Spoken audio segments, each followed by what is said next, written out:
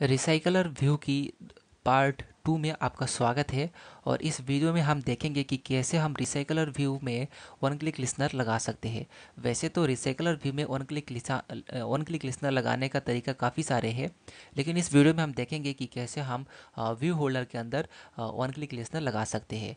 Bind view holder के अंदर भी लगा सकते हैं, लेकिन वो अच्छा तरीका नहीं है, क्योंकि बाइंड व्यू होल्डर के अंदर आप एक एक व्यू के ऊपर जो वन क्लिक लिसनर है वो लगा सकते हैं। मान लीजिए अगर आप टेक्स्ट व्यू के अंदर लगाना चाहते हैं तो टेक्स्ट व्यू के अंदर लगा सकते हैं, और जो पिक्चर है, जो हमने पिक्चर इस्तेमाल किया था, अगर वहाँ पे लगाना चाहते हैं तो वो लगा सकते हैं, लेकिन वो एक अच्छा तरीका नहीं है। अगर आप एक ऐसा ऐप के ऊपर काम कर रहे हैं जो आपको प्ले स्टोर पर अपलोड करना है और जहाँ पर काफ़ी सारे लोग डाउनलोड करेंगे, तो ऐसे में आपको इंटरफेस का इस्तेमाल करना है, जो कि आगे आने वाले वीडियोज़ में हम देखेंगे कि कैसे हम इंटरफेस की मदद से वन क्लिक लिसनर को इम्प्लीमेंट कर सकते हैं। लेकिन इस वीडियो में हम देखेंगे कि कैसे हम व्यू होल्डर की मदद से वन क्लिक लिसनर को लगा सकते हैं। सभी मेथड्स जानना जरूरी है, तो इसलिए इस वीडियो में हम जानेंगे कि कैसे हम व्यू होल्डर की मदद से वन क्लिक लिसनर को लगा सकते हैं। तो चलिए देखते हैं कि कैसे क्या कुछ करना होता है। लेकिन सबसे पहले हमें एक एक्टिविटी बनाना पड़ेगा, क्योंकि जब भी यूज़र कोई भी आइटम पे क्लिक करेगा तो हमें उसी एक्टिविटी में लेके जाना होगा और वहाँ पर ही हमें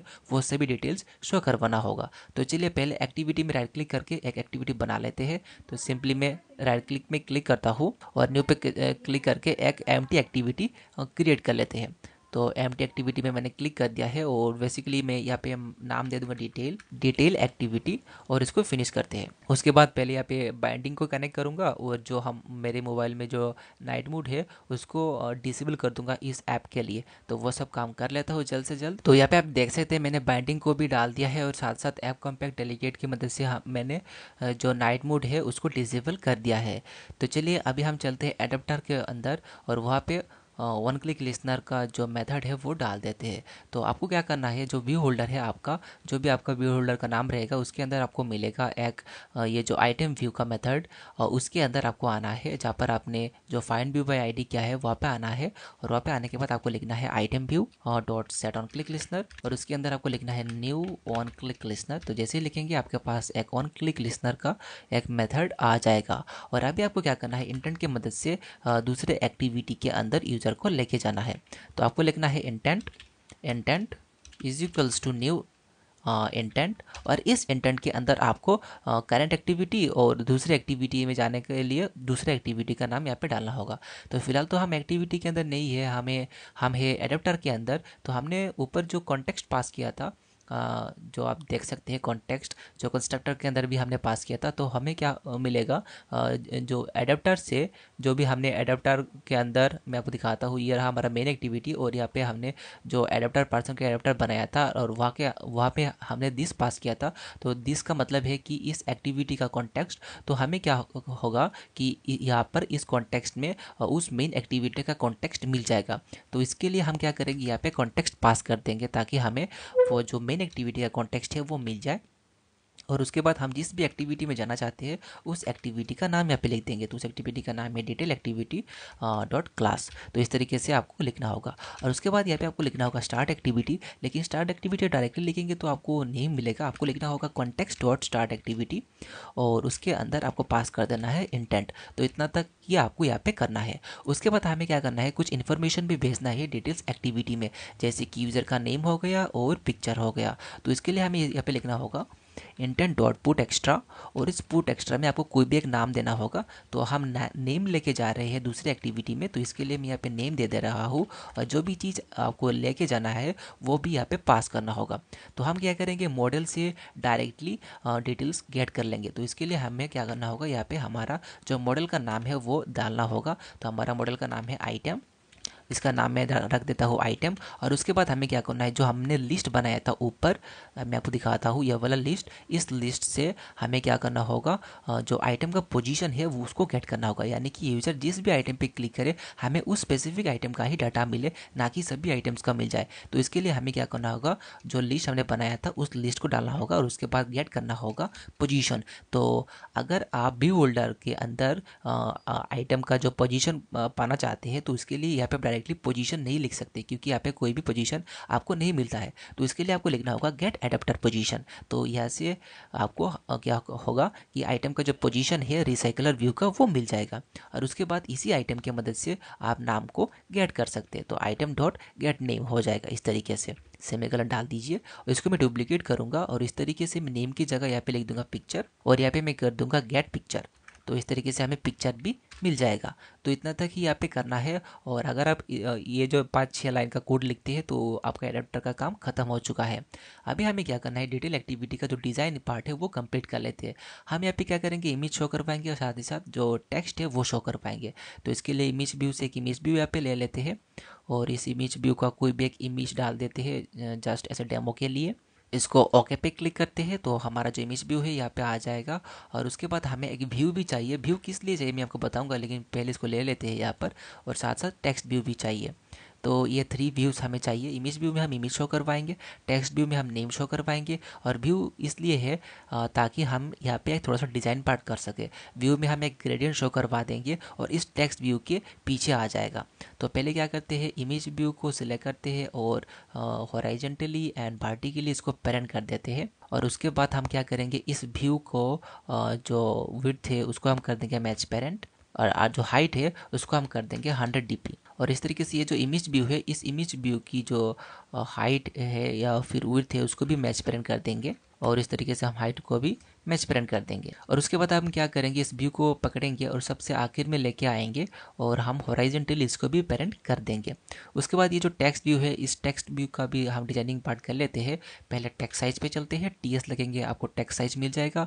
इसमें हम क्या करेंगे 20 SP कर देंगे और टेक्स्ट स्टाइल के अंदर बोल्ड कर देंगे और टेक्स्ट कलर के अंदर हम क्या करेंगे, इसको व्हाइट करेंगे, TC कर देंगे टेक्स्ट कलर और यहाँ पे हम व्हाइट को सिलेक्ट कर देंगे। फिर से चलते हैं कस्टम पे और इसको व्हाइट सेलेक्ट कर देंगे तो ये व्हाइट हो जाएगा। अभी दिखाई नहीं दे रहा है, अभी हम वो काम करेंगे इस व्यू के लिए।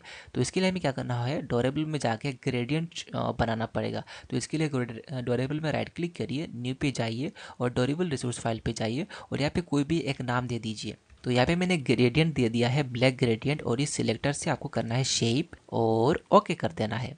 जैसे ओके करेंगे आपके पास इस तरीके से एक लेआउट आ जाएगा और यहाँ पे आपको ग्रेडियंट बनाना पड़ेगा। तो ग्रेडियंट के लिए ग्रेडियंट लिखिए और उसके बाद यहाँ पे मैं लिखूंगा स्टार्ट कलर और स्टार्ट कलर के अंदर जो डिफ़ॉल्ट कलर ब्लैक है वो डाल दूंगा। डिफ़ॉल्ट कलर नहीं, ये आपको मिल जाता है कलर रिसोर्स के अंदर। एंडो स्टूडियो ऑटोमेटिकली प्रोवाइड कर देता है ब्लैक, वाइट और कुछ कुछ दूसरे कलर भी। और यहाँ पे आपको एंगल भी डालने पड़ेंगे, एंगल डालने पड़ेंगे। एंगल के हमें 90 डिग्री करना है। तो जैसे ही 90 डिग्री करेंगे और एंड सिंबल देंगे तो आप देख सकते हैं नीचे डार्क कलर आ गया है, ऊपर ट्रांसपेरेंट टाइप का आ गया है। तो उसी को ही हम इस व्यू के अंदर पास करेंगे। तो व्यू में जाइए और बैकग्राउंड के अंदर हम क्या करेंगे, ये जो हमने बनाया था लेआउट उसको पास कर देंगे। तो इसका जो बैकग्राउंड है कुछ इस तरीके से आ जाएगा जैसे कि आप देख सकते हैं। और टेक्स्ट व्यू को सिलेक्ट करते हैं और टेक्स्ट व्यू को हम करेंगे नीचे से पेरेंट और लेफ्ट से भी हम कर देंगे इसको पेरेंट। और उसके बाद हम क्या करेंगे, लेफ़्ट और बॉटम से थोड़ा सा पैडिंग दे देंगे ताकि देखने में और अच्छा लगे। हम 16 dp का जो पैडिंग है वो दे देंगे तो आप देख पाएंगे कि हमें डिज़ाइन कुछ इस तरीके से मिल चुका है। अभी हम क्या करेंगे, यहाँ पर जो आईडी है वो डाल देते हैं। तो हम करेंगे पहले है हमने सिलेक्ट किया इमेज व्यू, तो इमेज व्यू डी पिक्चर कर देते हैं। डी का मतलब है डिटेल। तो हमने क्या किया था, पहले ही IV पिक्चर बना लिया था तो इसलिए हमने थोड़ा सा जो आईडी है उसको चेंज कर लिया है। इस तरीके से टेक्स्ट व्यू को भी चेंज करना होगा तो TBD नेम कर देते हैं। तो हमने नेम भी डाल दिया है यानी कि आईडी भी डाल दिया है दोनों व्यूज़ के लिए। व्यूज़ के लिए तो नहीं चाहिए क्योंकि व्यूज़ तो ऐसे ही है डिज़ाइन पर्पज़ के लिए। तो इसका लेआउट फाइल भी कंप्लीट हो चुका है। अभी आपको क्या करना है, डिटेल्स एक्टिविटी में जाना है। मेन एक्टिविटी की ज़रूरत नहीं है, क्लोज करते हैं। और यहाँ पे हम क्या करेंगे, पहले जो डाटा है उसको गेट करेंगे। तो डाटा गेट करने के लिए हम क्या करेंगे, बंडल का इस्तेमाल करेंगे। तो लिखेंगे बंडल कोई भी नाम दे सकते हैं, मैं बंडल ही लिख रहा हूँ। और यहाँ पे लिखेंगे get intent dot get extras. उसके बाद हम पहले नल चेक करेंगे कि जो भी हम बंडल से डाटा ले रहे हैं वो नल तो नहीं है। तो इसके लिए यहाँ पे लिखेंगे bundle not is equals to null. अगर नल नहीं है तभी हमें आगे का काम करना है, नहीं तो हमें कुछ भी नहीं करना है। तो इसके अंदर हम स्ट्रिंग टाइप का एक वेरिएबल लेंगे और जहाँ पर हम ले लेंगे नेम और इस नेम के अंदर हम क्या करेंगे, बंडल से बंटिंग नहीं बंडल से हम क्या करेंगे, जो स्ट्रिंग है उसको गेट कर लेंगे। यानी कि स्ट्रिंग के अंदर हमने क्या पास किया था, ये जो इमेज नेम है वो पास किया था, यानी कि इमेज नेम को हमें गेट करना है, तो इसीलिए हम इस नेम का इस्तेमाल करेंगे। एक बात का ध्यान दीजिएगा कि यहाँ पे आपको वही डालना है जो आपने यहाँ पे डालना है, यहाँ पे डाला है, तो इस बात को आपको प्रॉपरली दिमाग में रखना है। इस तरीके से कंट्रोल डी करूँगा और अभी हमें क्या करना है, इमेज भी लेके आना है। तो इमेज एक इंट टाइप का है, क्योंकि डोरेबल से हम इमेज ले रहे हैं, तो इमेज हमेशा डोरेबल के अंदर इंट टाइप का ही रहता है। तो इसके लिए हम यहाँ पे इंट ले लिए हैं और इसको पिक्चर कर देते हैं और इस पिक्चर को हमें यहाँ पे डाल देना है, क्योंकि हमने वहाँ पर भी पिक्चर दे के रखा है, जैसे कि आप देख सकते हैं। और यहाँ पे गेट स्ट्रिंग नहीं होगा, यहाँ पे होगा गेट इंट। तो इस तरीके से हमारा जो एरर है वो रिजॉल्व हो चुका है। अभी हमें क्या करना है, ये जो नेम और पिक्चर है उसको सेट करना है। कहाँ पे सेट करना है, हमारे व्यूज़ के अंदर। तो हमारे व्यूज़ के आईडी है IVD name dot set text, और इस सेट टेक्स्ट में हम क्या करेंगे, जो हमारा नेम है स्ट्रिंग टाइप का उसको पास कर देंगे।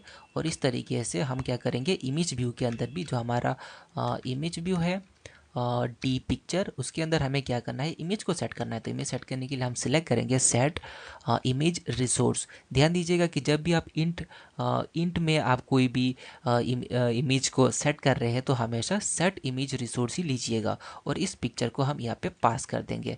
तो यहाँ तक हमारा जो डाटा सेट करने का काम है वो हो चुका है। लेकिन यहाँ पे मैं क्या करूँगा कि यहाँ पे एक जो हमारा एक्शन बार है मैं आपको दिखाता हूँ कि मैं क्या कहना चाहता हूँ। तो जैसे कि आप देख सकते हैं ये रहा हमारा ऐप का स्क्रीन, और हम क्या करेंगे, दूसरे एक्टिविटी पे जब भी जाएंगे तो वहाँ पे हम एक बैक एरो शो करवाएंगे। तो यूज़र यहाँ पे क्लिक करके भी बैक हो सकता है, या फिर जो फिजिकल बटन है वहाँ पर भी क्लिक करके यूज़र बैक कर सकते हैं। तो इसके लिए हम क्या करेंगे, यहाँ पे एक पहले नल चेक करेंगे कि हमारा जो एक्शन बार है, क्योंकि ये एक एक्शन बार है तो काफ़ी बार ये चेक करना होता है कि ये नल तो नहीं है। तो इसके लिए हम पहले चेक करेंगे कि if get support action bar not is equals to null. अगर एक्शन बार नल नहीं है तभी हमें आगे का काम करना है। तो इसके लिए यहाँ पे लिखना है गेट सपोर्ट एक्शन बार dot set display home S आप एनेबल्ड, और इसको ट्रू करना है।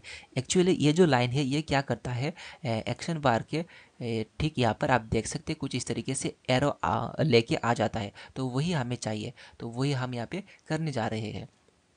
तो हमने तो एरो को ऑन कर दिया है, लेकिन सिर्फ एरो को ऑन करने से भी नहीं होगा, आपको वहाँ पे क्लिक लिसनर भी लगाना होगा। तो क्लिक लिसनर लगाने के लिए आपको क्या करना है, यहाँ पे एक मेथड मिलता है इस बटन पे क्लिक करने के लिए, वो है ऑन सपोर्ट नेविगेट आप।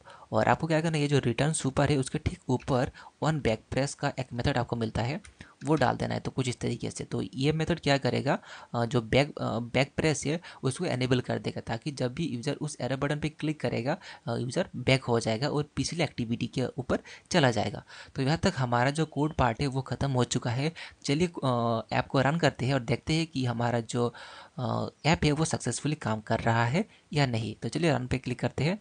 तो यहाँ पे आप देख सकते हैं हमारा जो ऐप है वो सक्सेसफुली लॉन्च हो चुका है। तो चलिए किसी एक आइटम पे क्लिक करते हैं, मान लीजिए रतन टाटा। तो जैसे ही मैंने रतन टाटा पे क्लिक किया, आप देख सकते हैं नीचे रतन टाटा का नाम आ चुका है, यहाँ पे इमेज भी आ चुका है, और ऊपर हमें जो बैक एरो है वो भी मिल चुका है। तो जैसे ही यूज़र बैक बटन पे क्लिक करेगा वो आप देख सकते हैं पीछे चला जाएगा। तो कुछ इस तरीके से हमने वन क्लिक लिसनर भी लगा दिया है हमारे रिसाइकलर व्यू में। तो चलिए कुछ दूसरे आइटम को भी ओपन करते हैं। आप देख सकते हैं कैटरीना कैफ भी सही ढंग से काम कर रहा है, श्रद्धा कपूर भी हमने ओपन किया तो सही ढंग से काम कर रहा है, यानी कि हमारा जो ऐप है वो परफेक्टली काम कर रहा है। तो अगर आपको दोस्तों ये वीडियो अच्छा लगा तो वीडियो को जरूर लाइक करिएगा, दोस्तों का शेयर करिएगा, और ऐसी और भी वीडियो सीरीज पाने के लिए हमारे इस यूट्यूब चैनल को सब्सक्राइब कर लीजिएगा। तो इस वीडियो देखने के लिए आपका बहुत बहुत धन्यवाद। Thank you.